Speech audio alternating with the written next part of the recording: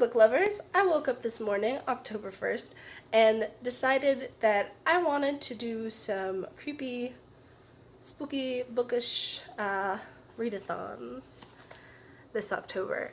Because last October, if you recall, I hadn't even started my Bookstagram until literally the day of Halloween. So my booktube anniversary is coming up. I'm excited.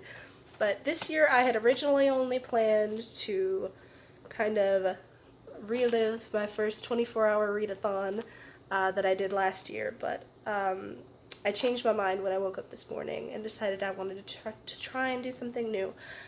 So the first one that I found was the Hocus Pocus readathon, and to be clear, I am not officially participating in this readathon, because I don't have the time and the patience, and I came in kind of late on it, and it seems like everyone's getting a little intense about this.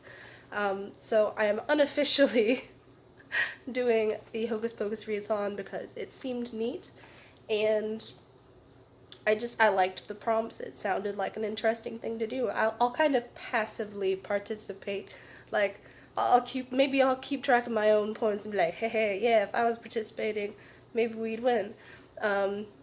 But the Hocus Pocus readathon takes place from the 1st of October until the 13th, and it basically entails picking one of three teams.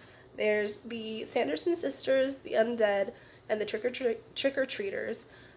If you are reading as the Sanderson sisters, your objective is basically to stay alive, and I think eventually to consume the life essence of children to stay alive.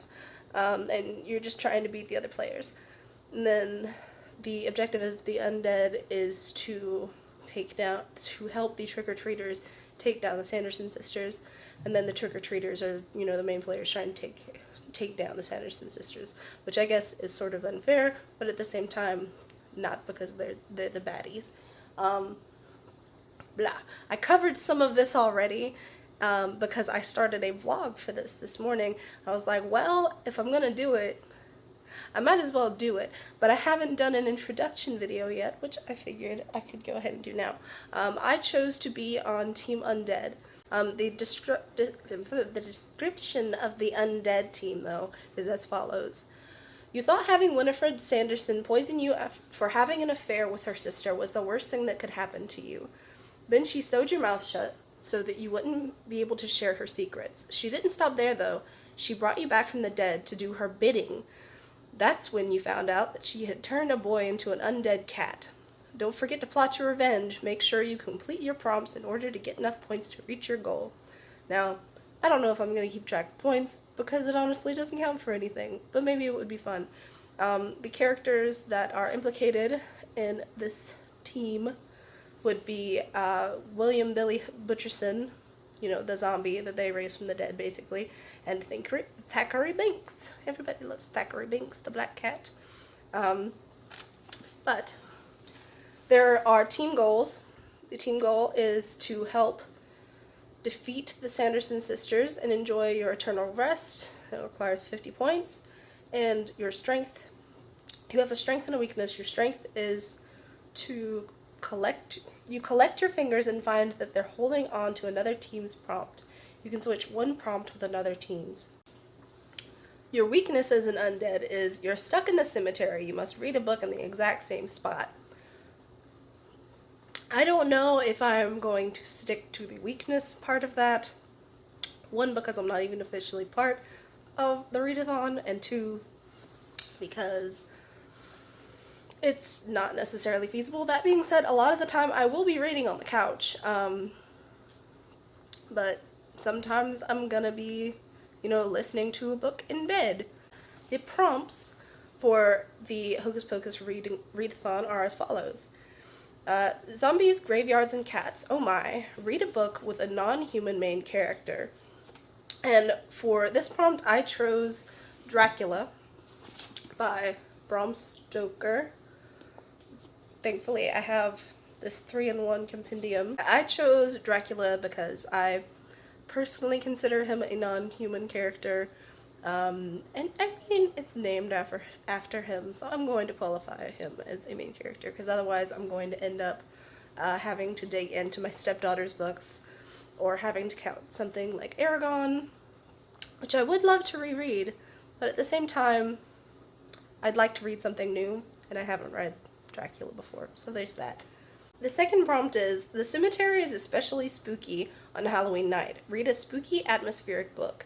And for this one, I chose to read Dr. Jekyll and Mr. Hyde by Robert Louis Stevenson. Lewis, I think. But also part of the compendium is the 3-in-1, which fit very well with the third prompt as well. Winifred Sanderson raises you from the dead. Read a book that can bring someone back from the grave. You know what the third book is? It's Frankenstein by Mary Shelley. How perfect is that for that prompt? Bringing something back from the dead. Anyway, I'm excited for this one. It's a compendium of 3 books, and it has an intro by Stephen King, and I'm so excited for it. And I'm counting it. Other people might not, but these are 3 separate books compiled into one, so I'm counting it. The fourth prompt is, catch those kids, but don't lose your head. Read a random book from your TBR list. And for this one, I chose the book Invisible Monsters by Chuck Palahniuk. I chose this one because, from what I understand, it should be at least vaguely creepy, or at least unsettling, and it has the word monsters in the title, so it's topical. The next one is, not all of the undead are monsters. Read a book with paranormal or supernatural elements. And for that one, I chose to work on City of Ashes by Cassandra Clare. I was planning on reading that anyway, because I just finished City of Bones, and it was much better than I thought it would be. And I'm still kind of processing how much I liked it, because I didn't expect to at all. I thought I was going to hate it, but I loved it. So for that prompt, I am thinking City of Ashes, which I don't have a physical copy of. I'm probably going to read it on audiobook. If my incompetent editing skills can maybe put a picture up there, I will try, but I'm not making any promises, because I'm utterly incompetent. Sorry, guys. For the last prompt, I chose to use my strength, which allowed me to switch one prompt with another team's, which was from the Trick-or-Treaters, I believe. Ah, yes. Winifred has taken to the stage and is casting her spell. Cover your ears so you don't hear it. Listen to an audiobook. But for that one, I decided that I was just going to do the next book in the series, The City of Glass. And then I'd, finish that trilogy and have all of my books for the Readathon. The second Readathon that I chose to do was Spookathon, which was originally created, I believe, to introduce people to thrillers and to encourage people to read thrillers and horror books and stuff like that. And I'll link below the original creators' YouTube, so you can kind of get a feel for what is expected. But the first prompt for Spookathon is read a thriller, of course. And for this prompt, I chose Dolores Claiborne.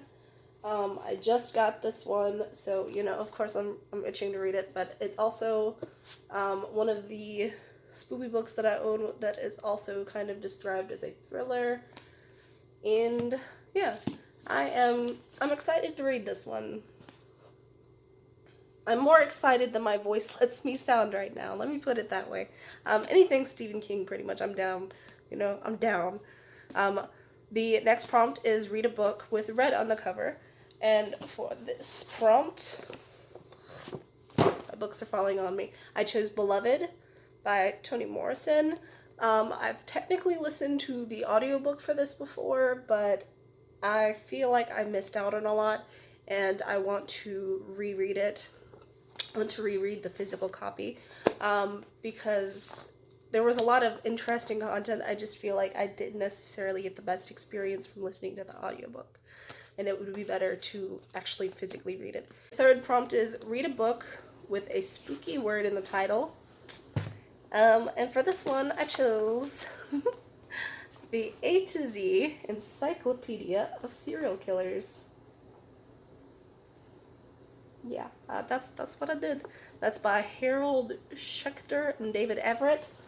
I have a slowly growing collection of just kind of creepy books because I'm really interested in the morbid and the macabre, and it wasn't necessarily going to be hard to fulfill this this prompt necessarily.